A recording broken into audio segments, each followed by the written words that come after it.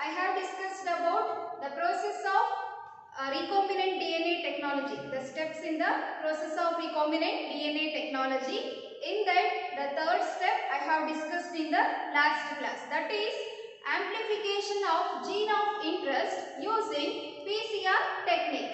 Okay, so usually in the PCR technique there are three steps are involved. The first step is denaturation, second one is annealing, and the third step is primer extension.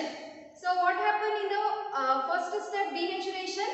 So when we give the 94 degrees Celsius heat to the reaction mixture, so at that temperature the hydrogen bonds present in the DNA will be broken down and there is a separation of the two DNA strands will be takes place. It is in the first step, that is denaturation step. So in the second step the annealing process will be takes place. Annealing means joining of the two DNA strands, okay, by using primers.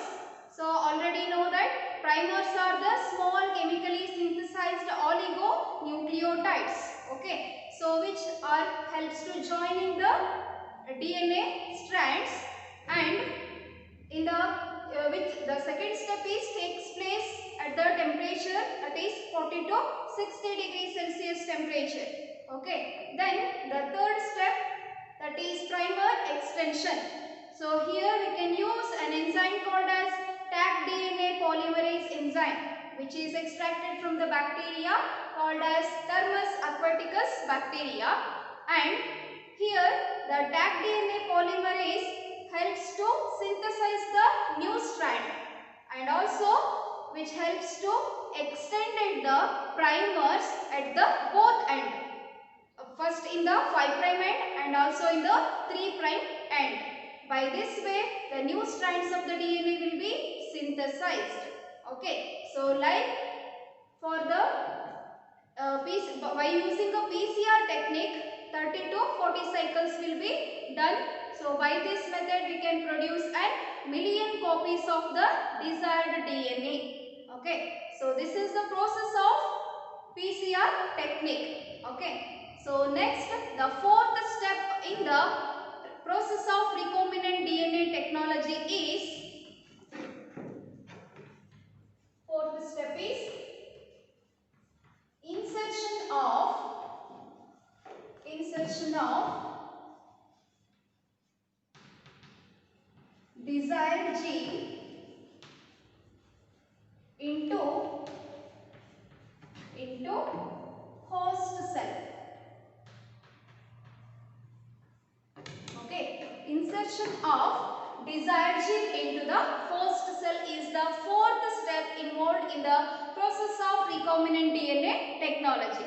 So in this process, so the first desired gene or the alien DNA inserted into the plasmid vectors. Okay, so before we have to insert the gene into the host organism, we have to insert it into the plasmid vectors because they are the molecular vehicles which carry the desired gene into the host organism. So we have to first insert the desired gene into the plasmid vectors, and through the plasmid vector we have to insert that into the host organism or the cell.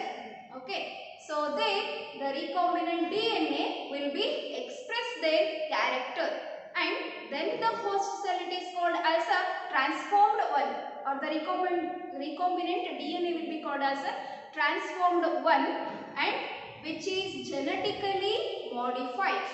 Okay, so then that will be expressed differently.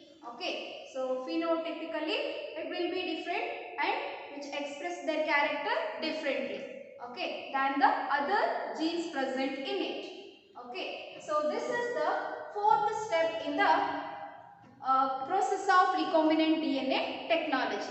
Insertion of the desired gene into the plasmid vector, so then into the host organism. So in the insertion we didn't use only a plasmid vector. So along with that we have to use other certain methods, that is I already discussed in the previous class, that is competent host. So before we have to insert the gene into the host organism, we made the host cell competent by using a technique called as treating the host cell organism with the cold calcium chloride solution, then placed it into the heat shock, that is 42 degrees Celsius heat shock, and placed back to the ice cold water. Okay, so after that there is a destabilization. Okay, after that formation of a pores takes place, and through the pores we easily insert the recombinant DNA into the host cell organism. Along with that, the such other methods like biolistics method or the gene gun method, and also disarmed pathogen and micro injections. Okay, by using all these methods, we have to insert the desired gene into the host cell. Okay, so this is the fourth step in the process of recombinant DNA technology. Then the fifth step in the process of recombinant DNA technology, that is obtaining the foreign gene product. Foreign gene product.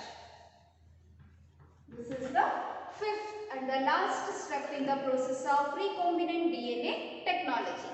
Okay, so usually the alien DNA is inserted into the plasmid vector, then into the host organism. Okay, so in that it get established. Okay, after that the proteins will be synthesized.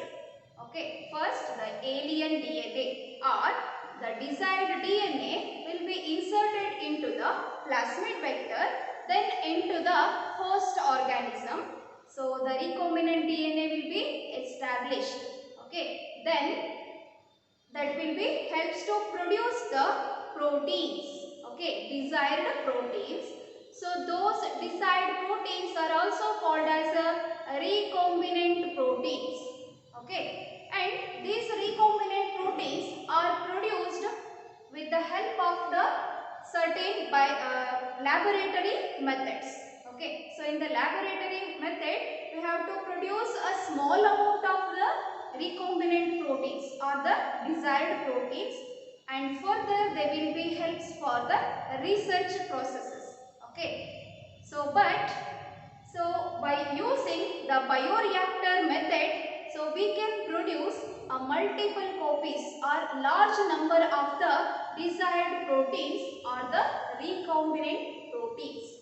Okay, so that is called as obtaining the foreign gene product. By using a bioreactor method, we have to produce a large amount of the recombinant proteins.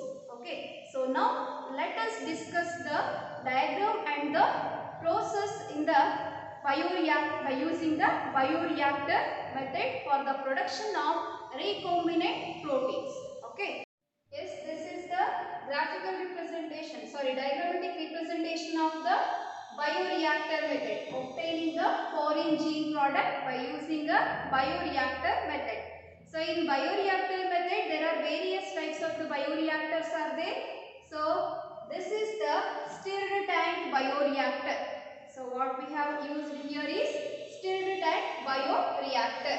Okay, and the main purpose of this is production of the large quantity of the desired proteins or the recombinant proteins. Okay, so before that, the alien DNA which is inserted into the plasmid vector before directly passed into the or transferred into the host organism, as we know. Okay, and after that after the recombinant DNA inserted into the plasmid vector, so we have to insert it into the host organism. There the recombinant DNA will be established. Okay, so then that helps to production of the different products, desirable products. Okay, so here Without using the bioreactor, it is also possible to produce the desired proteins or the recombinant proteins in the laboratory method at a optimal conditions by using a certain medias and etc. Okay, but it is produced small quantities in the laboratory method. Okay, so and further those product will be useful for the research works.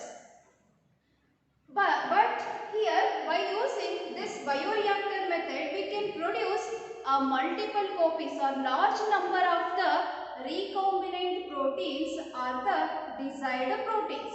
So the main purpose of the using of this bioreactor method is for to produce a large number of the recombinant proteins or the desired proteins by using certain methods. Okay. So now let us discuss what is there in the bioreactor and how we can use the bioreactor for the production of recombinant proteins or the desired proteins. Okay. So here bioreactor is a large stainless steel vessel. Okay. So this is a large stainless steel vessel which is measuring up to 100 to 1000 liters. Okay, bioreactor is a large stainless steel vessel, so which is measuring up to 100 to 1000 liter. So here we can add the fresh medium in a one side and we have to drain out the prepared medium in a other side. Okay.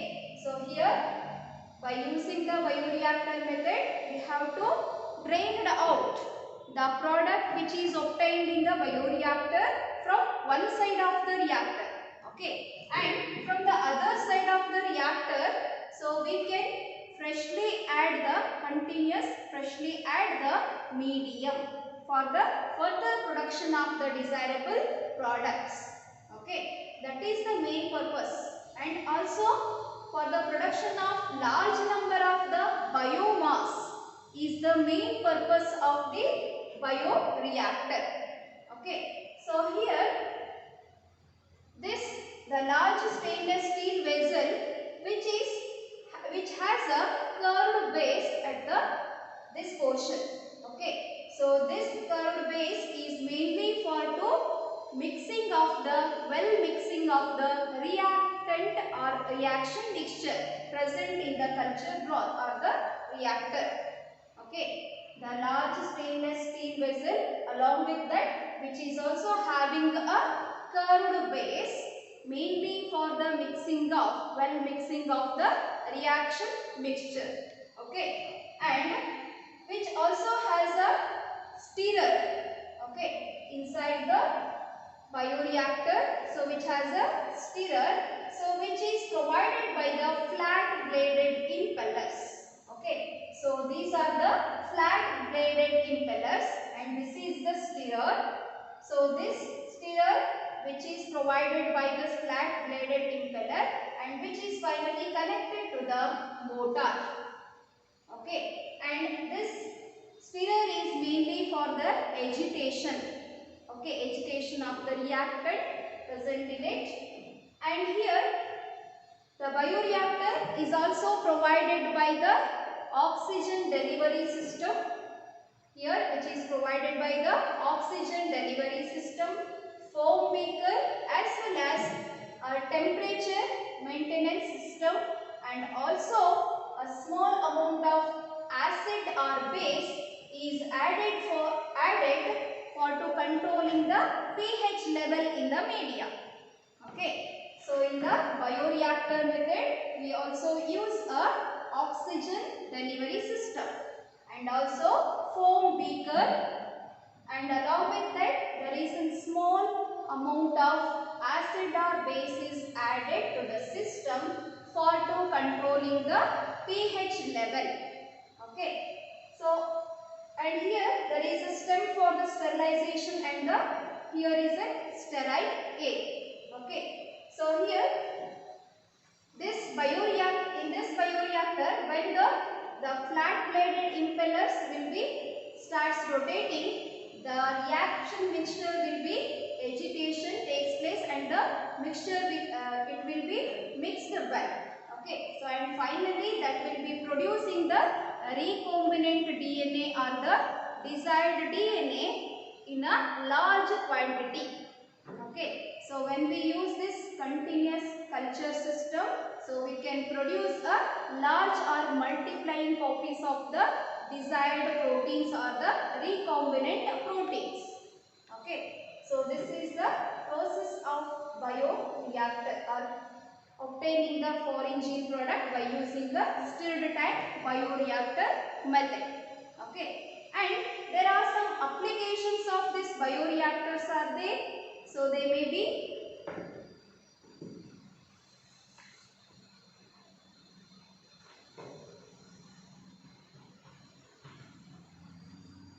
applications of this bioreactor.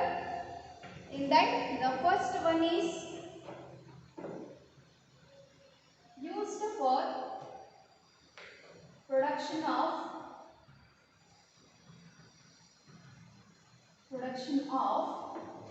primary metabolites. Production of primary metabolites. And second application is production of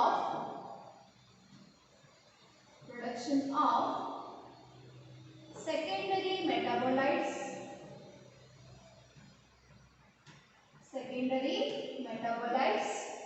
Then production of monoclonal antibodies,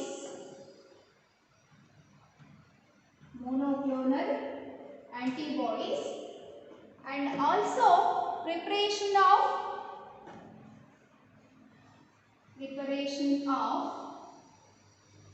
or manufacture of humulin.